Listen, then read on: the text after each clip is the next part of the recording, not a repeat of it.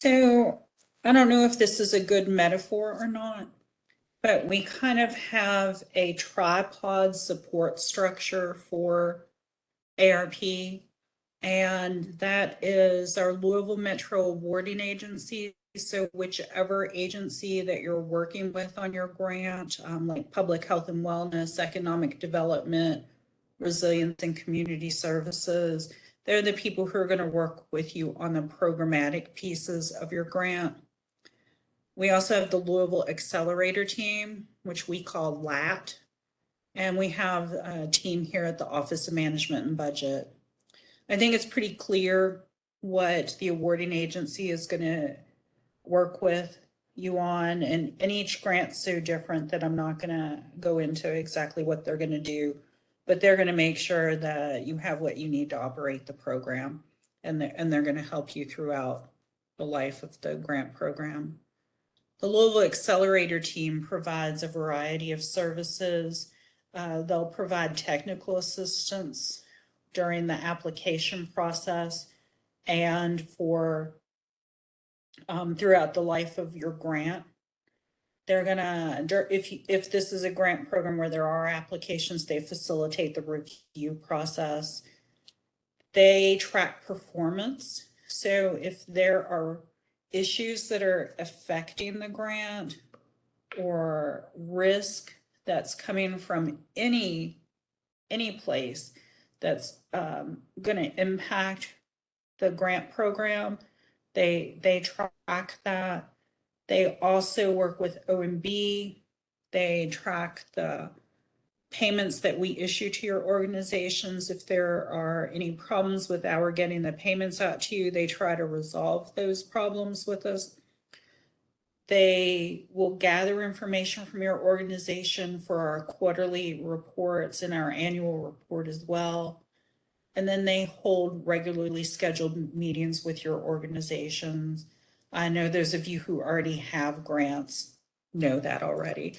But if you don't have a grant yet, you'll be meeting with a LAT program manager as frequently as weekly, but it could be on a different schedule.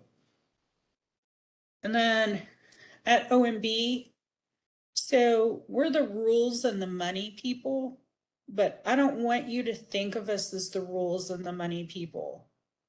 We are here to provide whatever support your organization needs to understand grants, to understand federal requirements, whatever you need. There's not a question that we're not going to answer for you if you reach out to us.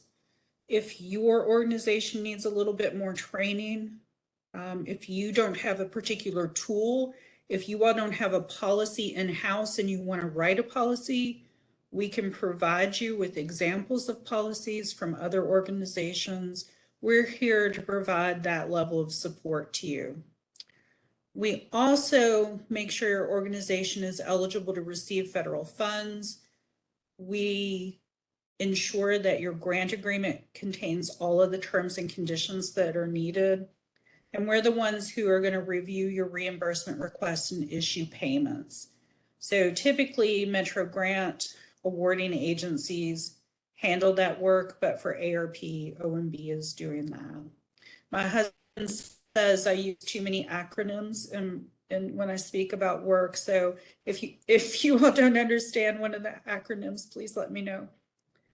We also are going to manage Gov grants. So Daniel Kalin, who introduced himself earlier, and then our ARP team are managing Gov grants.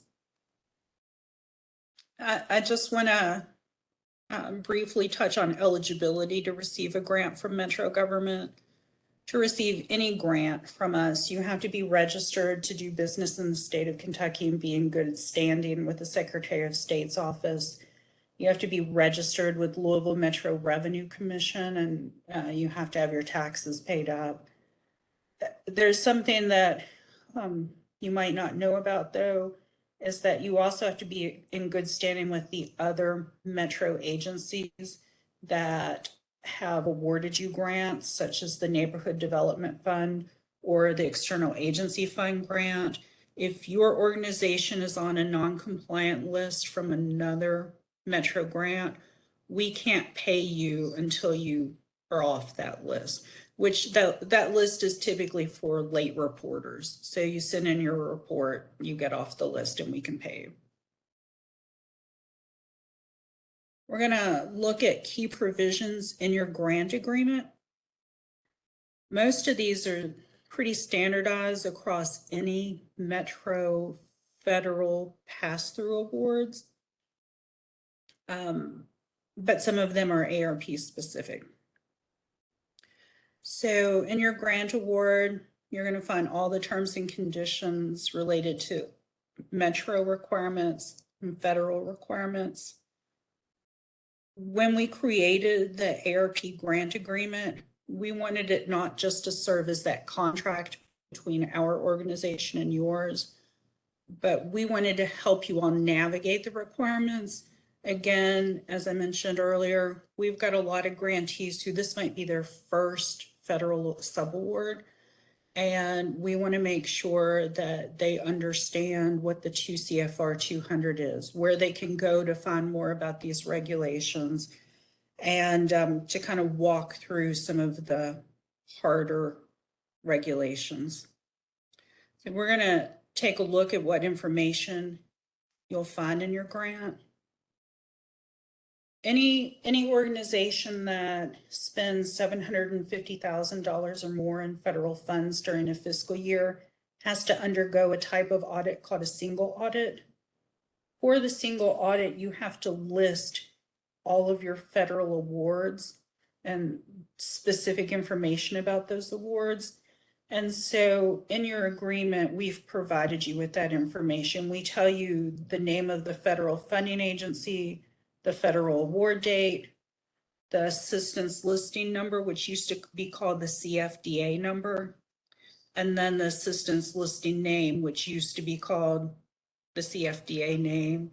So in the case of ARP, that's number 21.027, and its official name is Coronavirus State and Local Fiscal Recovery Fund. That's important because your auditors are going to come and they're going to say, what grants did you get? And you're going to say ARP. And they're going to say, I need more information. And you're going to say, oh, it's this 21027. Here's the name. And that should be on the front page of your grant agreement. There's a table at the top of your grant agreement that also includes the contact information for the folks at Metro that you're going to deal with. So it's got my contact information. It's got your contact at the agency that gave you the grant, and it's got the name of the director and the contact information for that director of that awarding agency. So if you need to get in touch with anybody, if you have questions. In that table, there are also these two rows that are kind of mystery rows where we've got a project number and a treasury expenditure category.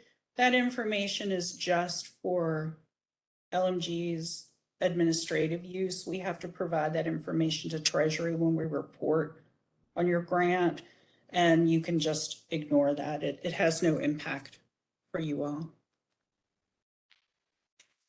So in the table itself, and then in the body of the agreement in section 1, we give you a date range, which is called the period of performance. Some people call that the grant period. This period is very important because it's only between the start and end dates that you all can obligate costs, that you can incur costs. I'm going to talk about obligation a little bit more in a slide or two, but essentially that means that's the period during which your staff can work and will pay you. That's when you can buy things and will pay you. That's when you can issue a contract or a grant agreement and we will pay you. If your grant starts on 7/1 and you buy computers on 6/30, the day before your grant starts, we cannot pay you for those computers. You have to make sure that what you're buying and your staff work takes place during the period of performance. Also in the agreement, we've given you what's called a closeout date. David mentioned closeouts earlier. And That's the date by which we want to have your grant wrapped up. It's usually 60 days after the period of performance ends. So let's say your grant ends on 6/30, which is the end of our fiscal year.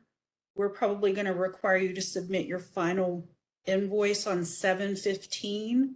And we've given you a closeout date of August 31st, which gives us time to review your final invoice, for you to submit any KPI data or any other data that you need to submit for to show you the performance of the grant.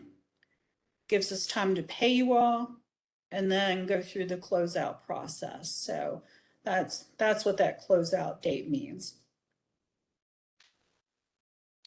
The section 1 of the grant agreement also includes that period of performance and closeout date. And then we've added just now a new section there about the obligations to better explain this obligation deadline. All of the ARP funds have to be obligated by December 31st, 2024. So I'm going to go through these things again. That's the last day your staff could work, and we would pay you for it. That's the last day you could buy anything, and we would pay you for it. If you have contracts and they're not issued, if everybody hasn't signed the contract by the end of 2024, we can't pay you for any payments you make toward that contract. Now, if your grant's ending in 2023, this is a non-issue.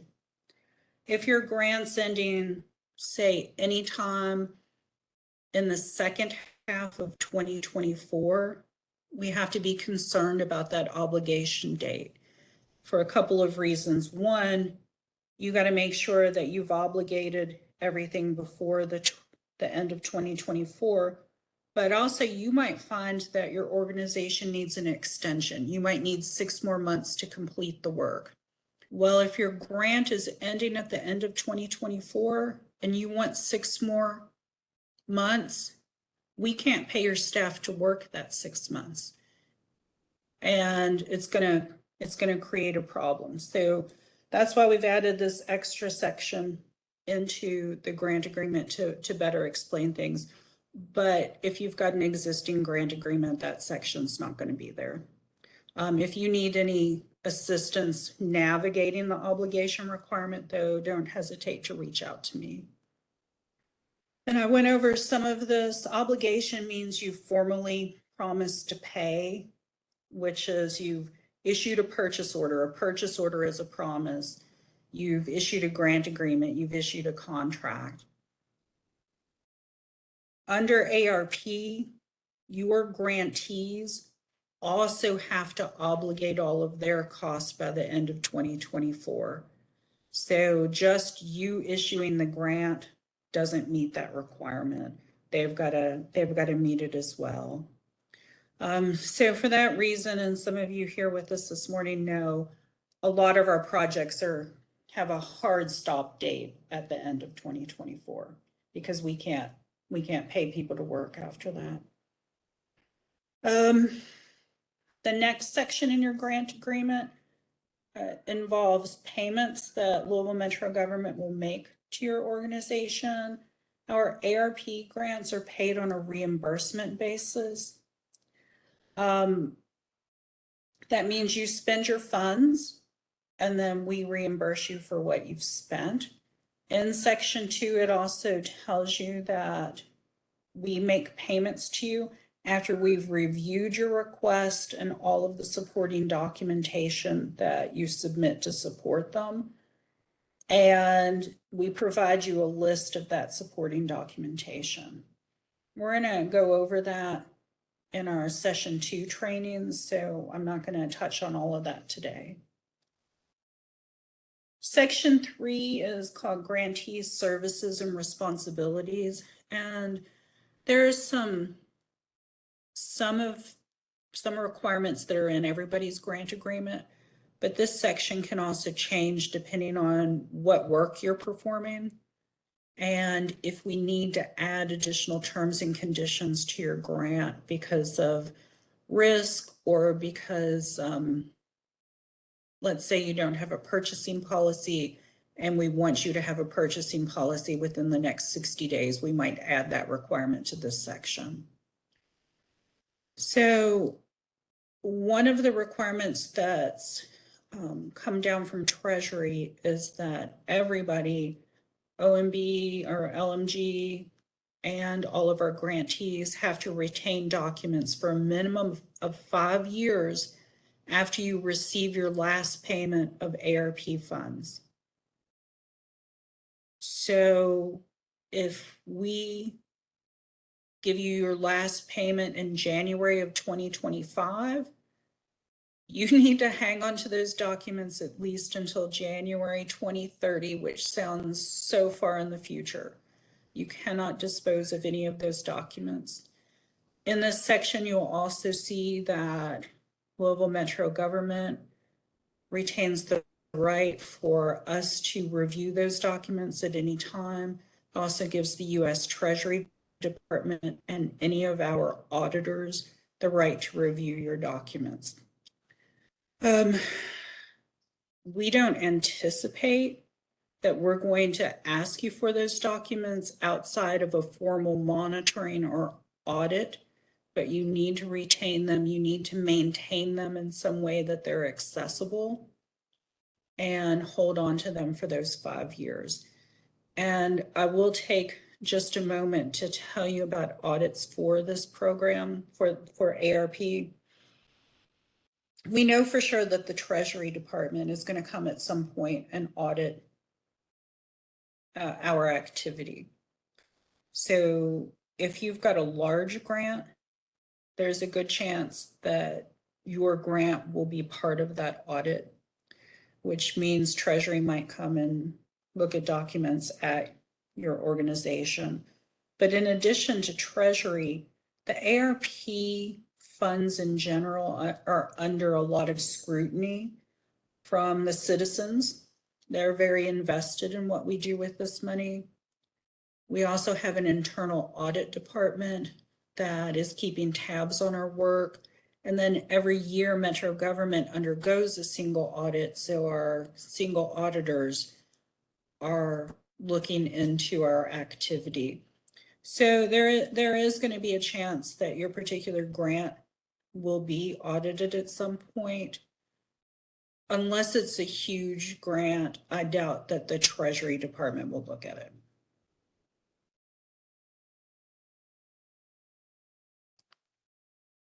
Section 3 also discusses reporting and monitoring requirements. It tells you your schedule for submitting your reimbursement request. It gives you that list of supporting documents that we require. It tells you what you need to submit for performance reporting. Essentially, that comes down to key performance indicators that you're reporting on.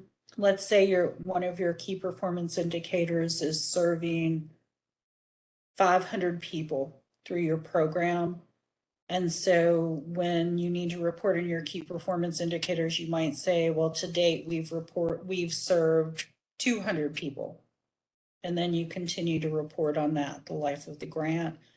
This section also gives some information we're going to need to complete our annual report to Treasury.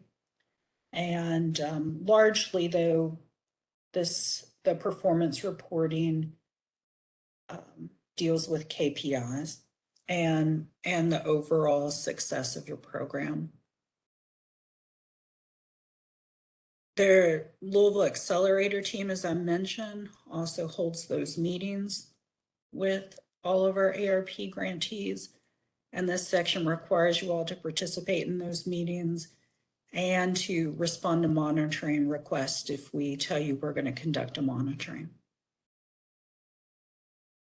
There's a new section that we've added based upon new guidance from Treasury that came out at the end of July. And that involves assets and other property that have been purchased with ARP funds. So an asset is anything that with the value of a per unit value of $5,000 or more. And Treasury at the end of July told us how we need to dispose of those assets. We didn't know until then. We just kind of had to hold our horses till we found out from Treasury.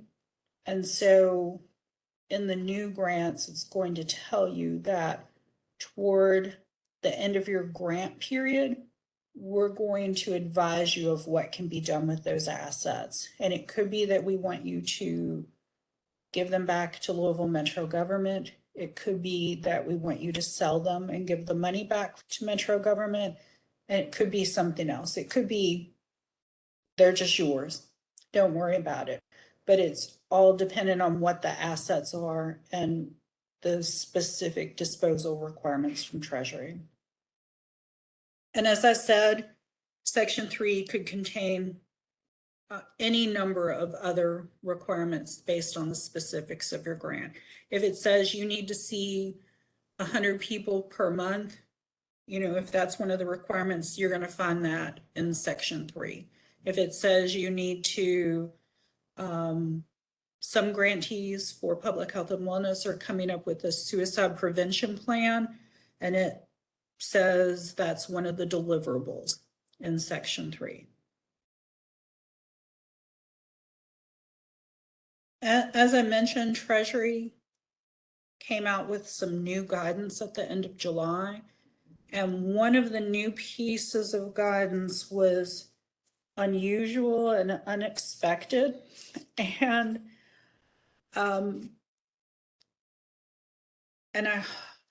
I hope that I explain it well, and if not, please let me know if you have questions.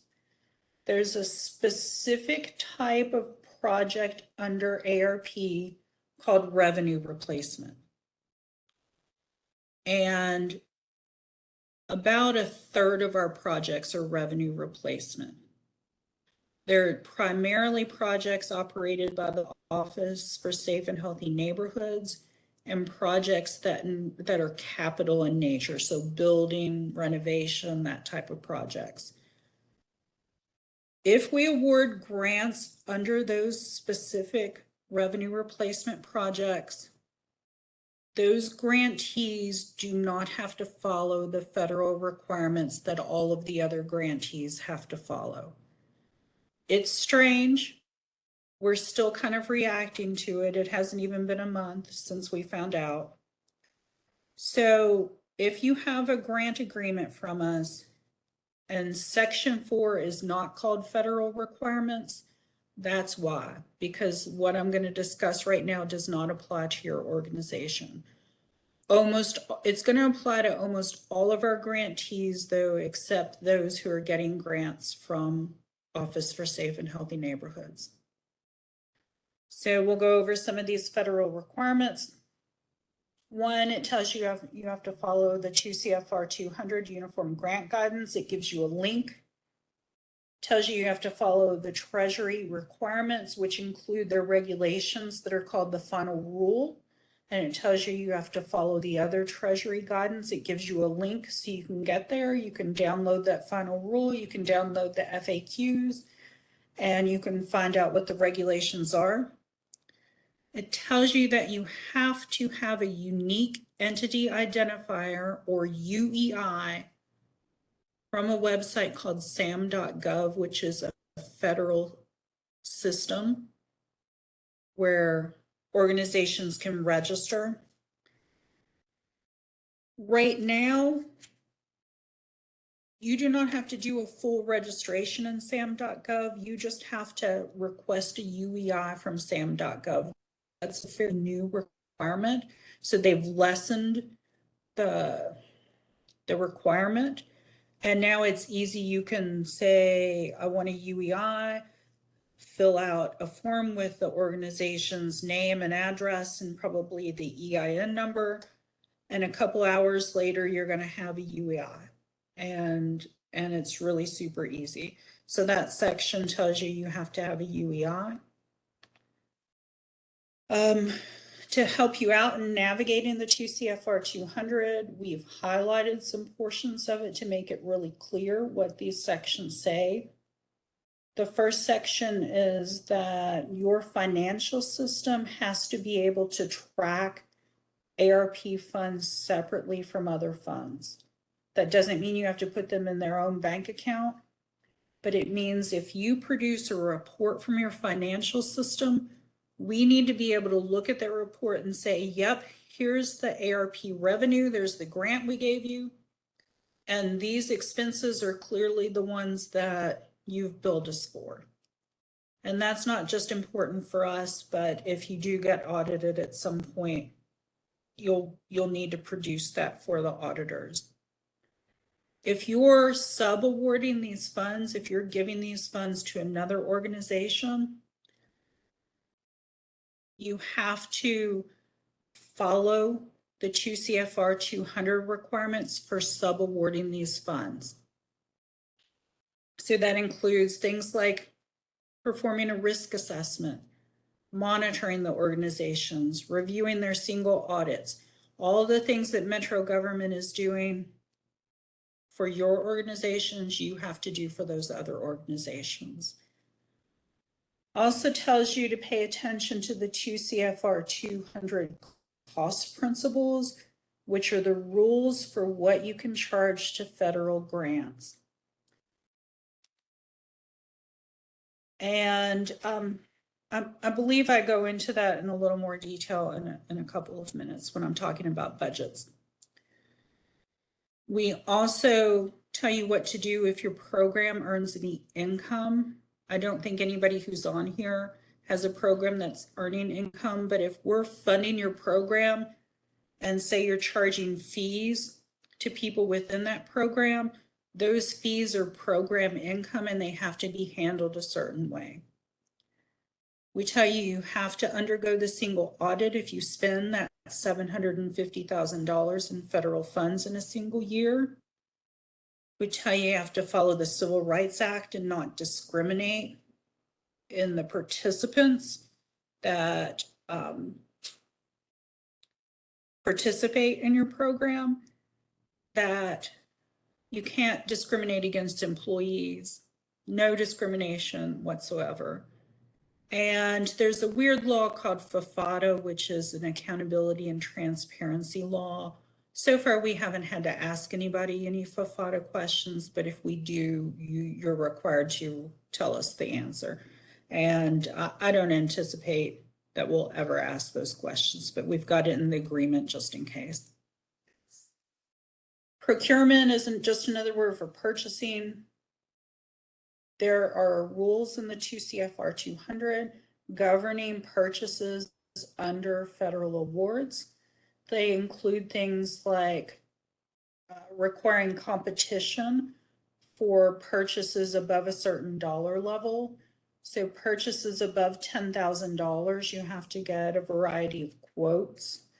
Purchases $250,000 and higher, you have to bid out. It's a little more complicated than what I'm making it seem, so be sure you read these regulations. What question do you have? So Susan, as of right now, procurement for us is anything over 5,000 through the NCCR process, which I'm sure you're familiar with. It's been a bit of a pain in the last few months. So is this now different, or is this? So sadly, one of the requirements in the 2 CFR 200 is you also have to follow your procurement policy. So if your procurement policy is more restrictive than what the federal government allows, then you're stuck following yours. This is OMB's, so this isn't ours. This is OMB. Mm-hmm. Yeah, you have to follow Metro government's policy. So Gotcha. Okay. For instance, because Metro government is a government, the state of Kentucky makes us bid out anything that's $30,000 or higher. And we're stuck with that. It's state law. But a nonprofit organization doesn't have to bid out until they've got $250,000 or higher. That was a really good question, and I'll be sure to add that when I do this training again next week. One more thing in the procurement requirements, it requires you to have a conflict of interest policy Metro government has one. You're going to make sure that your organization has one too. I've pulled this language from the 2 CFR 200. I've tried to practice this slide. I don't want to read it to you all, but every time I practice this slide, I do a terrible job of it, so forgive me. Essentially, if you're involved in procuring goods and services for your organization, and there's somebody that you know who is bidding to be a provider, you can't be involved in that process. You have to recuse yourself from that process. It also says you can't accept gratuities, favors, anything like that. Kickbacks, we call them. They're only called kickbacks if when the news gets a hold of it, right? We don't want any of that happening with any federal funds or Metro government funds. And so you have to make sure that you have a policy with that. What we've also found with some small grantees is that, they're bare bones. And so their IT guy might be their brother-in-law. We want you to make sure that the person who decides your brother-in-law is the IT guy isn't you. It needs to be the board of the organization who decides that, or somebody who doesn't have that conflict. I used to work for a small organization. Our education director's father-in-law was our IT guy. We were paying him with donations, so it wasn't a problem, but if we had gotten federal funds and tried to do that, that would be a conflict. And also in section 4, we talk about time and effort, which is essentially the rules for deciding personnel cost charged to federal grants. So if you're working 100% on a grant, on the grant funded program, you're being paid 100% from the program, you don't really have to track your time. But what if it's somebody who's working on 3 different programs? How do you know how much to charge to Metro government for that person's time for working with ARP? So the 2 CFR 200 says we can only pay you for that time worked. You have to figure out a way to make sure you're only charging for time worked on that program. If your organization already has a system for that, just use your system. We're not going to ask you to do anything new. When you bill us, we're going to say, how do you know this number's right? And you're going to say, because of this document. We're going to say, cool, thank you, and move on from that. We find a lot of grantees, though, don't have a system. And so here is the system that you should use. If somebody's working 100% and being charged 100% on the ARP program, just twice a year, they and their supervisor fill out a certification. It says, I certify I spent all of my time working on ARP. Supervisor signs it. You tuck it in your files. If Metro government asks for it, you send it to us. Pretty easy. We've got a template. We can send it to you. You can come up with your own template. The 100% people aren't the issue. The issue is those people working across different programs. And so they might be working on the ARP grant, they might be working on a foundation grant, and they might be working on other things that are paid through your all's donations.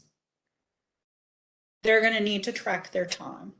They're going to need to show the time they spent on each of those projects. That's typically done through a tool called a Personnel Activity Report, or PAR. We can provide you with a PAR, and our PAR is pretty sophisticated. You complete it on a monthly basis, put the person's wage or salary in, and it'll calculate for you how much you should charge to each of your grants. I'm happy to provide that. If you all want to use a less sophisticated system, that's fine. But we are not going to pay staff time unless there is documentation that that time was spent working on the ARP funded grant. So let's say you've got one of those weird grants that doesn't have federal requirements in it. Even if this section 4 doesn't exist, we still need you to show us how you calculated the time spent on the grant. So I would suggest using those exact same tools. The rest of the grant agreement is just legal language. I don't have the county attorney's office here. I'm sure that they would be happy to go through the legal language, but it's essentially you're in default if you do X, Y, and Z. Here is a way you can terminate the grant if you no longer want it. The grant doesn't mean that you're employed by Metro government. It just means we have an agreement. It's a big legal section. If you want to have a legal department, make sure your legal department is reviewing it. But it's just standard. It's essentially the same language we use across all of Metro government grants. After that section, there are 2 attachments. One is the key performance indicator document, and the LAT team and the Metro agency that awards your grant will work with you in determining what the key performance indicators will be for your grant. OMB doesn't play a role in that. And you also will provide a detailed work plan for the life of the project that shows each stage of the project and what activities will take place during that stage. Before I move on to the budget part, does anybody else have any questions? Does anybody have any questions? So if you have an existing grant with an ARP grant, OMB is going to enter that existing budget into GovGrants when we go live in GovGrants in a couple of weeks. So you're not going to have to go in and do that. But I do need to let you all know that the budget categories in GovGrants are static. They're the same for every grant. So it's possible that if your grant is older, we allowed you to come up with your budget categories yourself, and they don't match the ones that are in GovGrants. So OMB is going to have to do our best judgment in where to place those funds in your budget. I have an example. Let's say you have a category in your budget called technology. If it's computers, OMB is going to put it in the equipment line item. If it's software, we're probably going to put it in the materials line item. It's still going to be the same money, and we'll let you know what your budget ends up looking like in GovGrants. The good news is over the last several months, maybe back to May, we've been using the GovGrants budget in our grant agreements. So if your grant was executed May or later, we aren't going to have that problem, which is really good. But we do have some grants that are still active that we awarded 6 or 8 months ago. When you're completing a budget, when you're developing your budget, whether it's in GovGrants or whether it is on paper, you have to provide detailed information for each budget line item. I've got a couple of examples here, but essentially what we're asking is that you provide enough information so that we can see what the cost is or what the item is, how you determined the estimated cost. And this allows us on the back end to review your grant agreement or review your reimbursement request without us having a million questions. So let's say, again, you had a technology line item, or you just had an equipment line item because that's an actual line item in GovGrants, and you put $5,000, and you send a reimbursement request and you've bought a drum set. Well, if your grant budget just shows equipment and a drum set is equipment, there's no reason for us not to pay you for that. But we're not going to pay you for a drum set. So we need to know what your equipment is going to be. Hopefully we would never have a program that had a drum set as an eligible cost, but I'll never say never. So for instance, if you're putting together the personnel cost part of your budget, you're going to provide us with the title of the person, what their wages or their salary is, and then you're going to calculate it according to something called an FTE or full-time equivalent. That basically means how much of that person's time is spent on the grant. If you've got 5 FTEs, that means you have 5 program managers spending 100% of their time on the grant. If you have 0.5 FTEs, that means you have 1 person working half of her time on the grant. So here we've got the program manager makes $60,000 a year.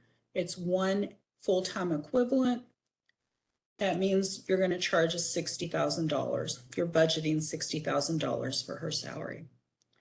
We're back to equipment.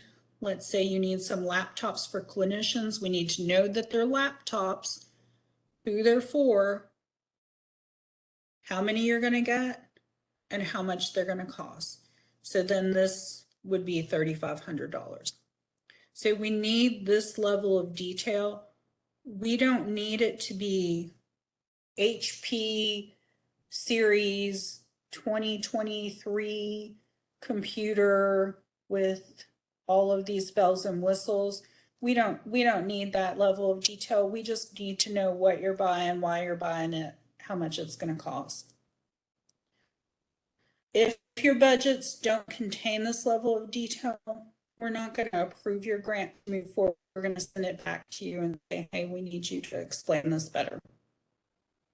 One big area that we've noticed is rent. We can pay a portion of your rent, a portion of your utilities for managing this program. But you have to show us how you calculated the cost to the program. You can't just say, oh, rent's $5,000 a month and we want you to pay $2,000. We're going to say, why $2,000? And you're going to say, because our square footage is 10,000 square feet, and this program is using, I can't remember which numbers I used exactly, but our program is using half of that space and it's open half of the time. And so we're going to charge you half of our bill every month. We need that level. Yes. What question do you have? It's in relation to this. When you sent back comments on our budget, this was one of the things that was on ours in terms of how we determine rent. And we have 2 spaces that are occupied by our contractors. We have multiple grants that fall under the same umbrella. So we typically do it, not typically, we do it by the number of people because they each have a desk. And that's how we determine percentages. So do you want access to that list, or how much detail do you need? So you can also do it by people. You can do it by the number of programs that you have. You can calculate the rent and utility allocation several different ways. There's not one perfect way to do it, and you should use whatever way your organization usually does it. What we don't want is just some random guess. But when you all sent your budget to me, whatever detail you provided me satisfied my need to know, so you all don't have to send any more information about that. We're not going to ask you on an ongoing basis to justify it again. When I got that budget, everything looked good and we went ahead and approved it. Ours is still pending to return to you with Oh, your I'm sorry. comments. You all have so many grants. Which grant is this? So we have two ARPA funding. So you're talking about the mental health. There's another one that you sent comments on, and the first one doesn't pay for any rent. The second one does. But I will explain that now that I know what you're looking for. And then if you require more, I can always provide a link to a Google Doc that further breaks it down by the actual people, programs, etc. All right, thanks. I'm sorry, I actually thought both of your grants were executed already. I didn't know we were still waiting on one. But yeah, you just provide whatever formula or justification and I'll take a look at it. So we're going to talk just briefly about what makes a cost eligible or not. The cost charged to ARP grants must be allowable according to the Treasury Department regulations and LMG requirements. For almost every grant, it also has to be eligible according to the 2 CFR 200, which is the cost principles sitting in subpart E, except for those weird grants that don't have to have that federal requirements section attached to it. But everybody else's has to follow all of those. The eligible costs have to be in your approved budget. So if it's not in your budget, we're not going to pay you for it. Or we can do a budget revision or an amendment if it's a cost that it is necessary for your grant program. We could amend that budget. And what necessary means is you really couldn't operate the program without it. So I'm sorry to keep going back to equipment. It's just something that's very frequent with grants. If you had to buy 5 computers for those clinicians so that they can do their work, but the clinicians already have laptops and those laptops are only a year old, you probably don't need to spend ARP funds to get new laptops. So those costs aren't necessary to the grant. But let's say you're bringing in new clinicians where they've got computers that are 5 years old and the computers are always causing problems, then those costs are necessary. We're not always going to question the necessity of your costs, but if you're asking for something unusual, we definitely will. Costs also have to be reasonable, and there's something called the prudent person test that you use to make sure your costs are reasonable. And that is, would a prudent person think that the amount that you're paying for the goods and services is reasonable? Would they question, like, oh my gosh, why are they paying so much for that? So let's say you have staff who need cell phones in order to operate, and you go buy them iPhone 14s. That is not reasonable. People are going to question why you're buying them the iPhones that are just coming out right now. That doesn't mean you could never have an occasion to buy them a good phone. It just means you need to show that that good phone is necessary and that the cost is therefore reasonable. The last piece is the cost has to be allocated correctly to the benefit received by the funded program. So you only charge the cost that benefits the program. What does that mean? We look at staff time. You're only going to charge the staff time worked on the program because only that time benefited the program. If you need to buy a copier to help you manage your ARP grant, but that's going to be your organization's copier for every use, and everybody in your organization is going to use it, and it's going to serve 15 different programs that you all operate. You cannot charge that entire copier cost to ARP. You would have to determine the cost that benefits ARP. If you ever need assistance with those things, you can reach out to me or send an email to American Rescue at louisvilleky.gov, and we can help you all make those determinations. And then when I review the budgets, I question things like that. So we might already figure it out during the budgets. Well, I was trying to think of a Samsung or an Android version, David, but I'm an iPhone person, so I don't really know the names of them. But believe it or not, we've had people buy brand new iPhones and try to charge them to Metro grants before. Indirect cost, kind of a weird subject if you're not a grants person. And I'm going to do my best to explain this. There are some costs that you cannot say definitively are associated with a particular grant program. I'm going to give you a big example of Metro government. So Metro government has the service agencies, I'm going to call them. So Public Health and Wellness, Resilience and Community Services, Economic Development, Develop Louisville, LMPD, Fire, all of these agencies that are doing the real work, right? The real work for the community. Well, at the same time, we have OMB, we have Human Resources, we have our Information Technology Department, and other departments that are supporting those organizations.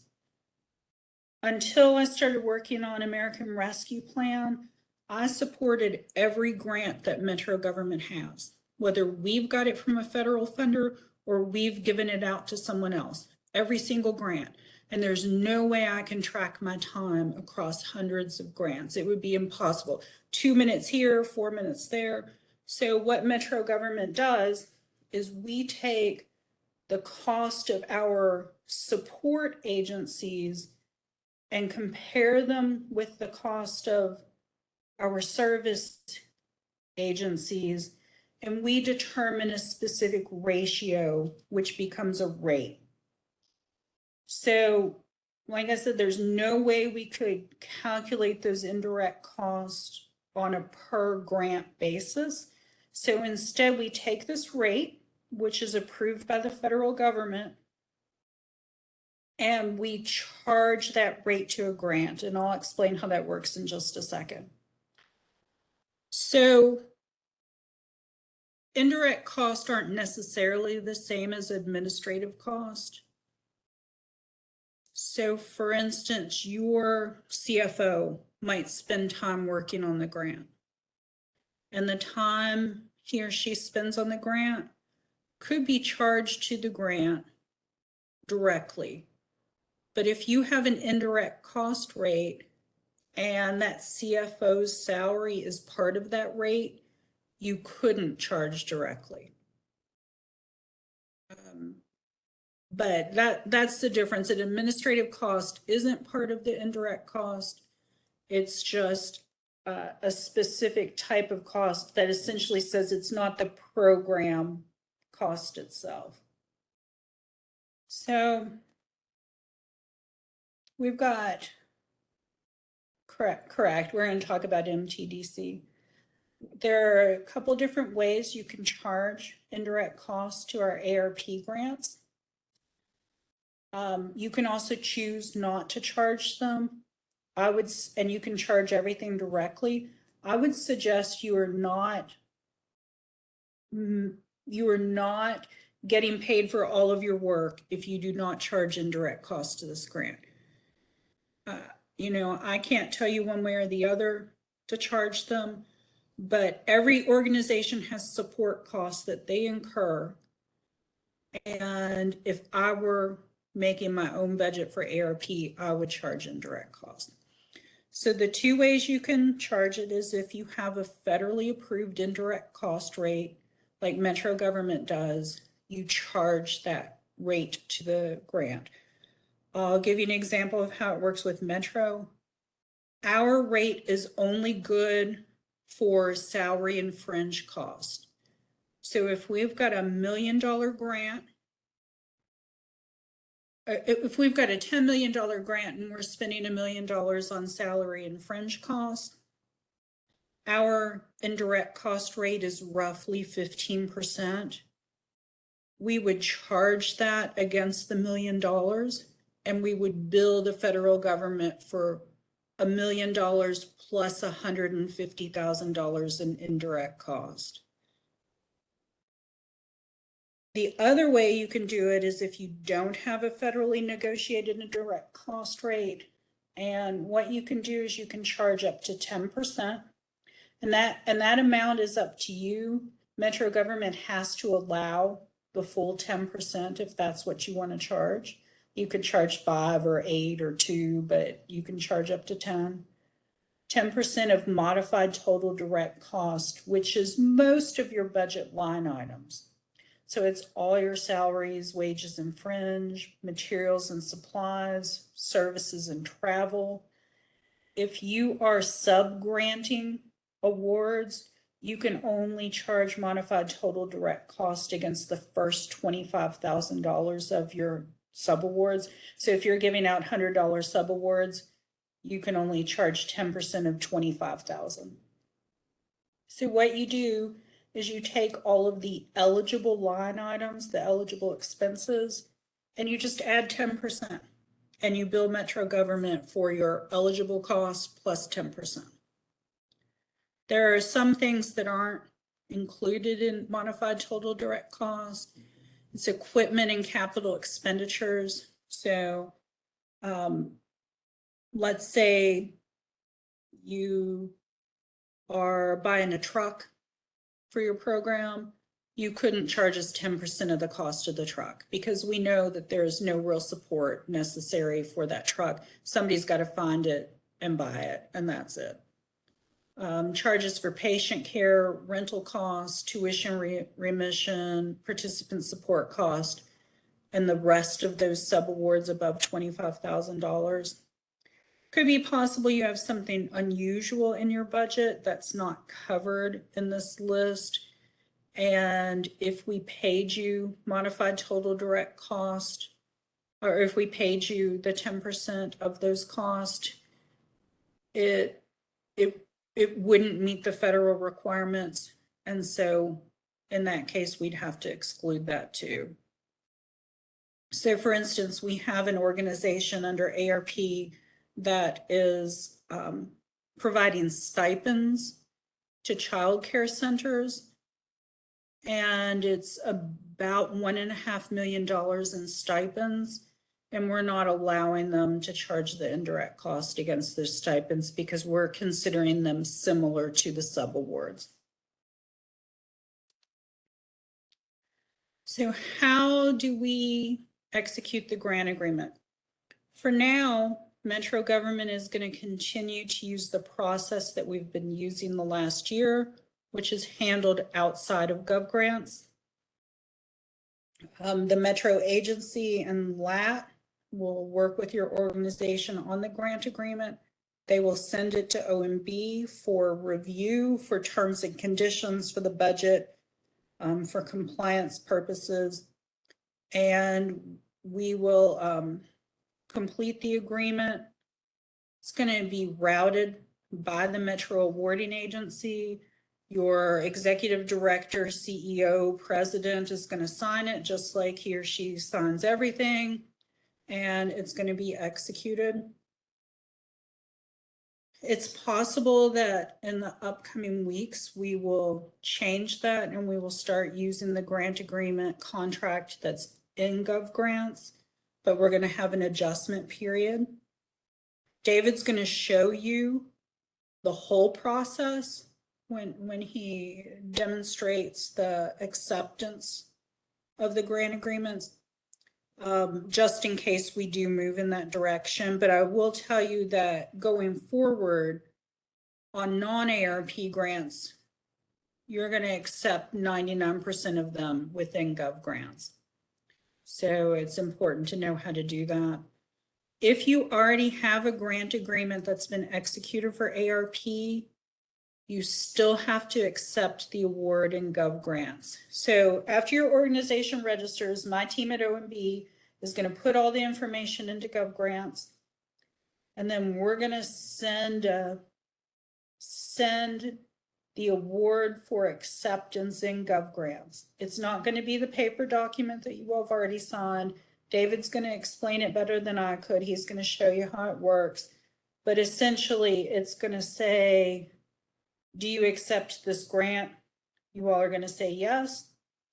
And we're going to be good to go in Gov Grants. After that, you can send reimbursement requests. We need you to accept it, or else we won't be able to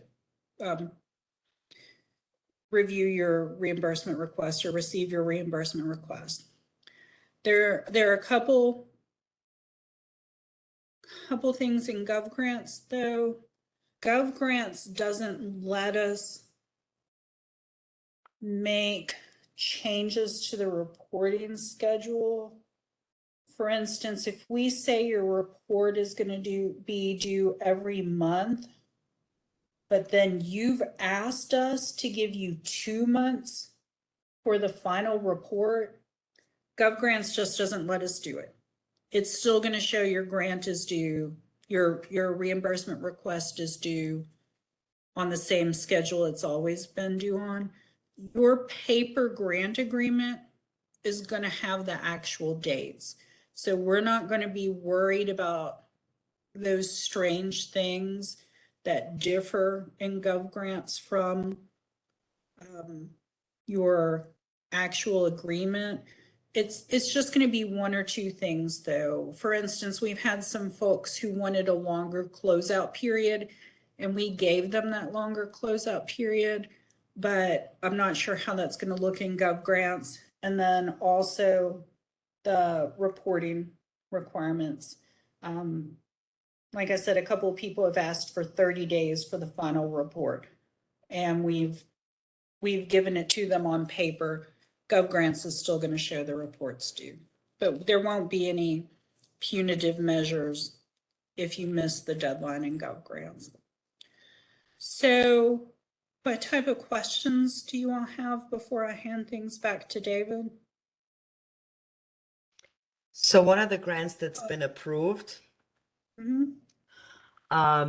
we didn't know of the MTDC. We didn't write the budget. It was written by TRC, and if I recall correctly, they just did a 10% across the board. If these changes need to be made now after the fact, I mean, we have an agreement signed and everything else. How do we go about doing this? So we can do 2 different things. I'm happy to review it and see if there are changes that need to be made. That needs to be the first thing. And if so, we can either revise it quickly, amend it quickly before we put it into Gov Grants, or the amendment process in Gov Grants is actually much easier than doing it outside of Gov Grants. So we would get the grant set up in Gov Grants in a couple of weeks, and then we would immediately start that amendment process. There shouldn't, if there's an error in that budget that OMB didn't catch, then we're happy to amend it to make sure it's accurate. Okay, and as far as I'm sorry? Do you know for sure that there's a problem, that it's not? I'm pretty certain, but I will double check with my CFO and grants manager and have them contact you. Again, we didn't write the budget for it. We just wrote a proposal of service, and the budget was created by the TRC staff directly. And that was kind of just included. So the agreement was just signed that we get a 10% across the board, which we can't because we have subrecipients. So I guess my question then would become, do we lose those funds, or can we allocate those to another line item? So it would have to be line items that were necessary for your grant. That's fine. And they would have to be approved by the awarding agency in Latin, OMB. But OMB is going to approve anything that's necessary for your grant. Okay. As long as it meets federal requirements, we're not going to have any problem with that. I'll take a look at that too this afternoon and see if I see anything. I honestly don't remember there being subawards on that particular grant, but I look at every grant, and sometimes they run together a little bit, I'm afraid. Yeah, this was really early in the process. This was, I think, March maybe, and ARPA just came out January for bid, and it was a really accelerated process, maybe even February. Our second roll around was a lot different, obviously, but we also designed our own budget in-house. So I will alert my team on my end, and then we'll be in touch with you. Okay, great. So David, this leaves you an hour. I kind of hoped to give people 5 minutes to walk away if they needed. But I don't want to do that if that's going to keep you from completing. I think that should be okay. I think it's worthwhile to give people a bit of a break. We have been going for a couple of hours, so if people need to get some water or use the restroom or something like that, yeah, let's give them a few minutes. Okay, so I'm going to stop the recording, and if everybody